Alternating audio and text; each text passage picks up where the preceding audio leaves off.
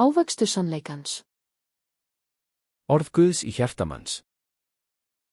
Lifandi vegurinn. Opinberunarbókin 4:3. Hebreabréfið 10:20. 24. Ávöxtur sannleikans. Hjartalandið, taktu ósannleikan úr hjarta þínu og gerðu það að góðum jarðvegi, sáðu fræjum sannleikans og berðu ávöxt með því að rækta sannleikan. Endurheimta land, finndu ósannleikan sem Biblían segir að þú eigir að henda eða ekki gera, taktu hann úr hjarta þínu og gerðu hann frjóan jarðveg. Að gróðursetja fræ sannleikans.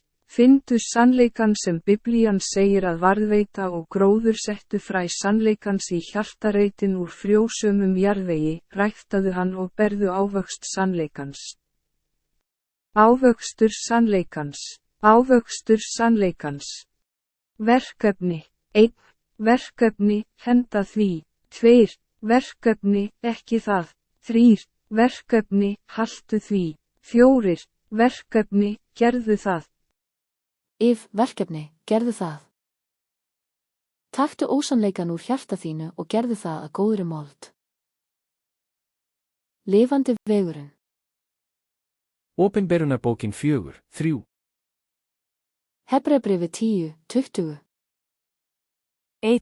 Korinthubréf 2 mínútur í 4. Þess vegna, mínir elskuðu bræður, verið staðfastir, óbifanlegir, séuðir í verki Drottins. Þér vitið að erfiði yðar er ekki árangurslaust í Drottni. 1. Korinthubréf 13 mínútur yfir 4. Vakið, standið stöðugir í trúni, verið karlmannlegir og styrkir.